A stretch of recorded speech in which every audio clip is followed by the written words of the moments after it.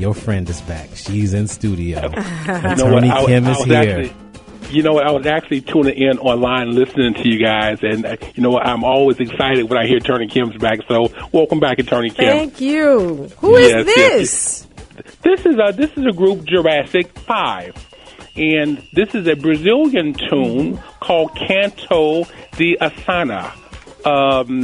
It's kind of a mix between bossa nova and samba music, which obviously sounds really, really nice there, especially on those speakerphones you guys are listening on. Yes. Man, that has to sound wonderful. It does. It really did. I thought it was Pete Escovedo. That's what it sounded like to me. Jurassic 5, Canto de Osana is the name of that tune. Really nice tune. Fantastic. Thank you for sharing that.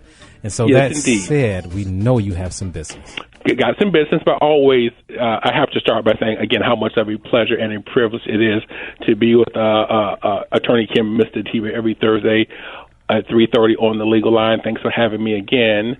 My beautiful wife is listening, as she always does. Kelly, thanks for tuning in. She's driving in from work right now, so she is listening. You know what? Kelly and I went to see The Woman King last night.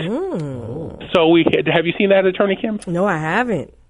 So we had a date night, and we went to see The Woman King. It was a chick flick, but I liked it. It was, one of the things that I thought about when I saw the movie last night, because it's on this African kind of backdrop, if you will. I was wondering just the camaraderie that black folks miss by being removed from Africa.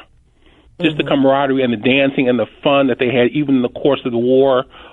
Which was the backdrop of the movie, you can still see that there was so much camaraderie in Africans. So we were robbed of that experience. It's almost like me not going to an HBCU. That's just something. That's just one of my life's regrets, that I did not go to an HBCU. So, but a good movie worth seeing for sure. There's another one that's coming out, which people have been talking about for some time. And I'm probably about to butcher the name, but it's playing in all of the AMC theaters. Is it Punch 9? Punch 9, have not heard of that. It's for Harold Washington, so it totally talks about his entire campaign, which I completely love reliving that. You just don't even know. Definitely want to go see that. That it will be in AMC theaters tomorrow. I don't know how long it will be there. But AMC Theater in Ford City, but also the one that is on the north side, and I'll send you the information. But that is, it's worth going, especially if they show that first debate that he had. Where he I'm definitely going to see that. Okay. Yeah. Love that time in Chicago history. Is that this There's weekend? no other like Harold Washington.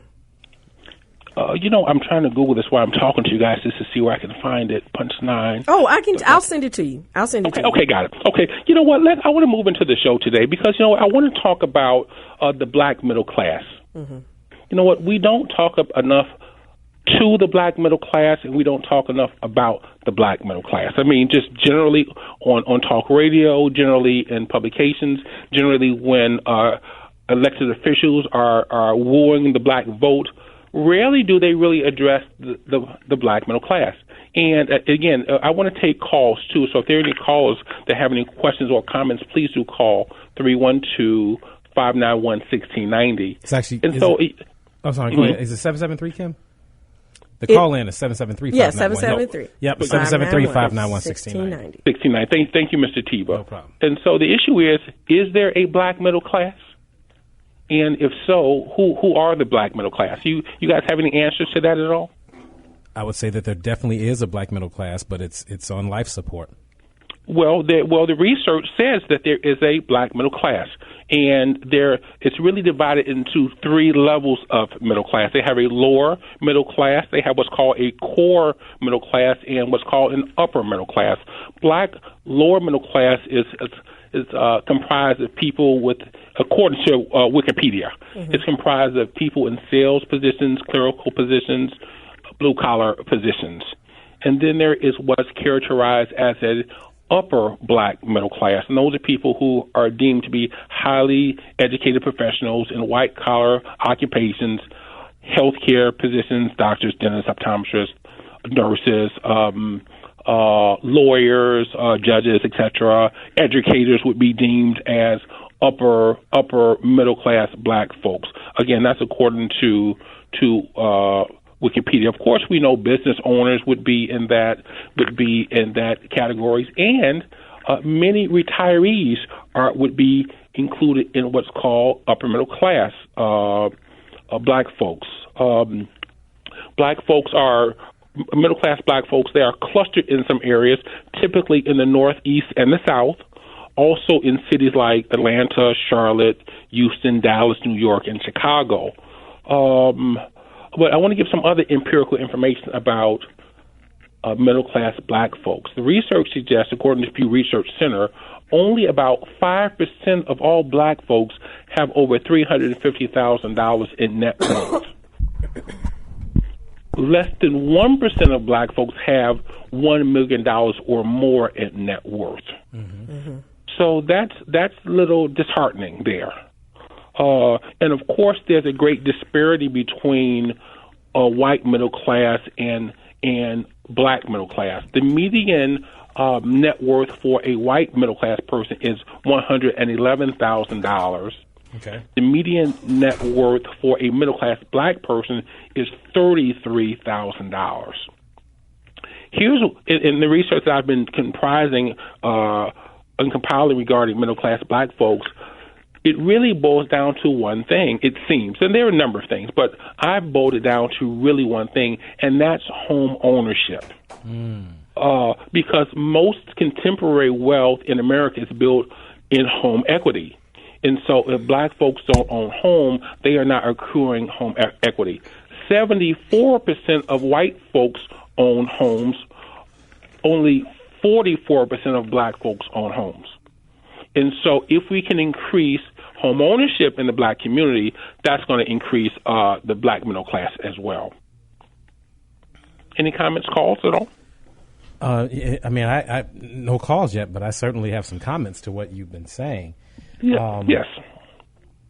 I guess you're spot on when you mention home ownership being the thing. You mentioned an $80,000 disparity between the average white home or the average white middle class person's net worth and versus the average black middle class net worth.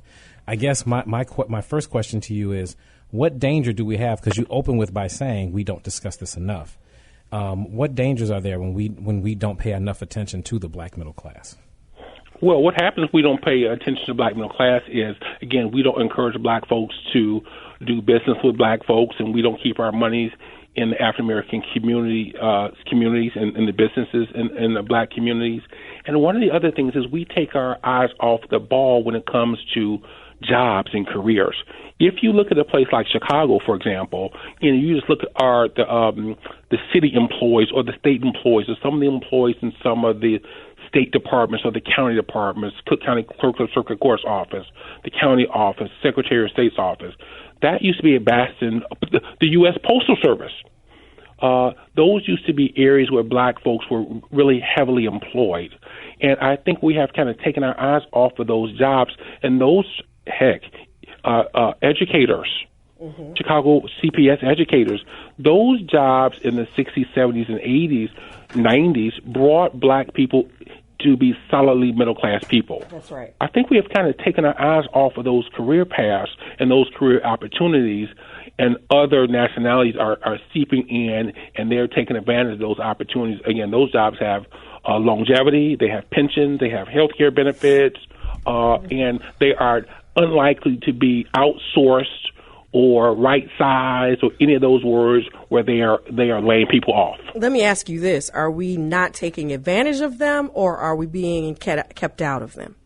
Both. Okay. Both. We are being kept out of them, partly because, again, I was listening to your conversation, I think a day or two yesterday, and we were talking about voting and how few black people vote. Mm-hmm. And so, again, we are not voting, so we're not voting our own people in, and many Hispanics are coming in, they're taking those jobs, and of course they favor their nationalities. That's not unreasonable. Okay? Black elected officials should be favoring their own when black folks elect them. But if black folks don't vote, if we don't elect these people, and if we do elect them and they don't put us in these positions, then it's a disservice to our community. And again, we are letting those opportunities slip out of our grasp. And that is what occurring. That's what occurring is. Those opportunities are slipping out of our grasp. I 100% agree, because those of us who grew up and knew our grandparents and our great-grandparents, which I was fortunate enough to do, to know 3 great-grandparents and 2 sets of grandparents, they took advantage of every opportunity they got. And the whole goal was to build security. It was about building security. I don't know what their ultimate dreams were, as far as, how like today a lot of people go for that basketball and all of that. And some people do make it, but they believed in having skills. They believed in having a home. That was a huge thing. Rented until they could buy their own home, stayed in those homes, and also joined together with others in order to get buildings so that there could be 2 incomes and both could contribute to whatever mortgage was there. A lot of reliance upon family and a lot of reliance upon just hard work. Attorney Kim, you're exactly right. You know what? I don't see many families when we do real estate closings in our office. I don't see brothers and sisters buying property together. Yeah. Okay, I don't see couples, husband and wife, and a brother and a husband and wife, or sister, husband and wife, buying properties together. But when we do estate planning, going back maybe 20 years in my legal career, there were many couples who bought properties together. There were many siblings who bought properties together. Mm-hmm. Some of them stayed in the property. Some of them moved out, perhaps sold their interest to the siblings, and then they bought their own properties. Many years ago, black folks worked like Hispanic people are working now. Mm-hmm. They kind of worked together. They pooled their money together. They bought real estate. They bought properties. I don't see that as much now. Again, what we see now is we see more single ladies buying homes, not even so much married couples, and certainly not black men singularly buying homes. What we see in my practice is, when we handle real estate closings, is a lot of black ladies are buying homes. I'm sorry. Go right ahead. You've lit up the phone line, so let's take some calls. Okay, let's go to Jean. Jean, you're on the legal line. Hello, Jean. How are you? Good. How are you? I'm good, thank you. Oh, okay. This time, I have a question for you. If you put something in storage and it's in there for a while, and you send it to a specific clerk, she was not taking the stuff out like she should have, and what she did, she took the checks that I sent her, and she put it in her account. So what's your question? My question is, can she be charged for that? Well, if what you're saying is you paid a business where you had a storage ban and the clerk took your money and deposited it in her own account, yes, that is theft. Right. And yes, she should be charged and terminated, and the company then should reimburse you and make sure that you are not paying double fees. Oh, okay. That's what I wanted to know. Yes, that is a crime. But I thank you very much, and I do listen to you every Thursday. I appreciate that very much. Thank you. Okay, bye. Thank you so much. We've got Sal. Sal, you're on the legal line. Thank you very much. I am calling in reference to the thoughts that you had regarding equity positions. I have often advocated that a home should be seen as something more than a place to come in out of the rain. It is an investment tool that should be protected just as much as your money that you might have in the bank.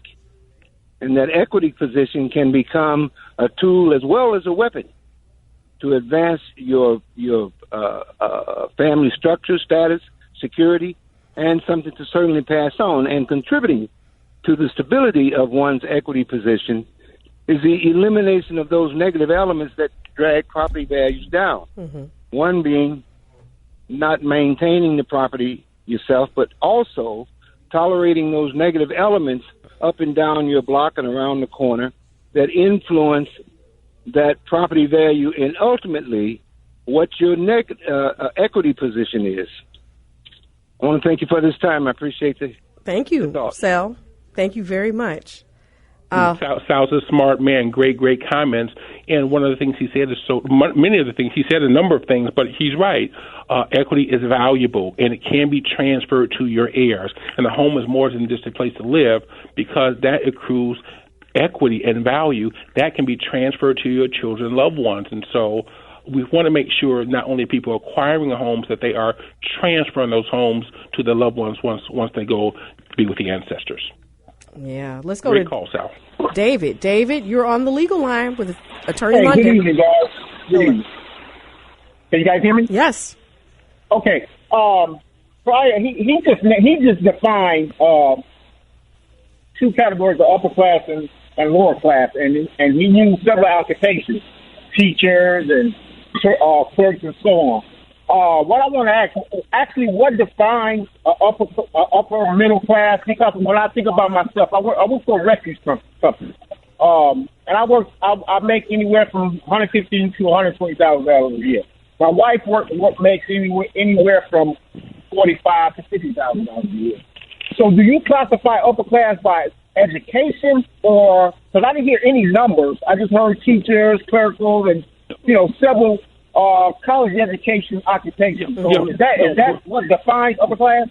No, great call, David. No, nationally, middle class families are defined as households that earn between $48,500 to $145,000. So nationally, if you earn between $48,500 and $145,000, you are in the range of middle class. There's a continuum, $48,500 to $145,000. If you earn under $45,000, then one will be considered lower class financially, if you will. If you earn, that's for a household.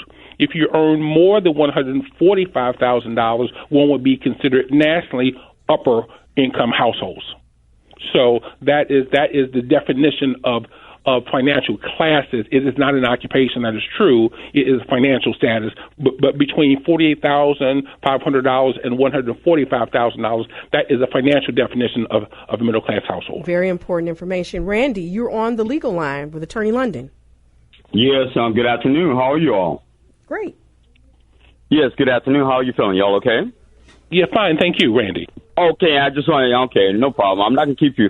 I agree with Sal, and also I agree with other people's thoughts, but I want to ask you basically, because I think that, okay, since we're talking about, wealth, when we're talking about resources and stuff, my thing is, there's a book by Dennis Kimbro called The Wealth Choice, where it talks about how people who become millionaires, successful millionaires, and have built wealth. And I think I'd like for you to kind of lay out a few steps in order to build wealth, acquire wealth, because home is just one thing. As a matter of fact, Robert Kiyosaki talks about that. You don't consider home a part of any kind of wealth system and stuff. He has a different view in his book, Rich Dad, Poor Dad, as well as the cash flow quadrant. So I would like for you to kind of lay out some things. Well, how do you acquire wealth? Dr. Boyce Watkins has a different spin on that, as well as Dr. Steve Rogers. Randy, thank you. You want to get an answer? All right. Go ahead, Attorney. Well, a good question. I'm not a financial planner, but here's what I see from my solidly middle class clients. They work hard. They keep their expenses low. They don't overspend. They are not flamboyant. They buy homes. They pay their homes off. They stay married. Seems to be a predictor of if one's going to end up in the upper middle class or solidly middle class. They keep their eyes on their credit scores to make sure their credit scores are high, and they don't overspend. They manage their money. Again, it is true. It is not what you earn, it's what you keep. We see so many people in our community that we know there's a lot of money in our communities because we see all the iPhones and the iPhone plans, and we see all the very expensive shoes and the purses and the cars. So we know that there's money in our communities, but we are lagging in home ownership.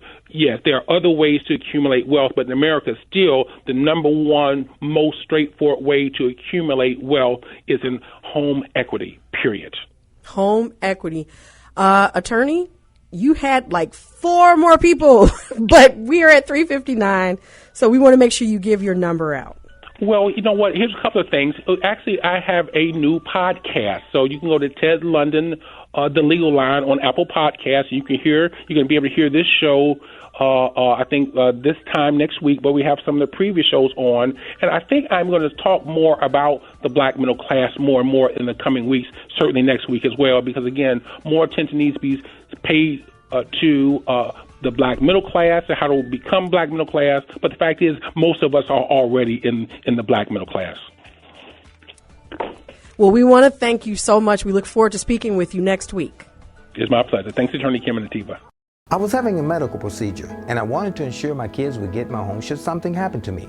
I called Attorney Ted London. He provided a land trust and power of attorney. Now my kids would not have to go through the probate process. After the death of my husband, I had to get my affairs in order. I called Attorney Ted London. Now my family and home will not have to go through the probate process. When you need your estate plan done, call Attorney London. 773-721-3333.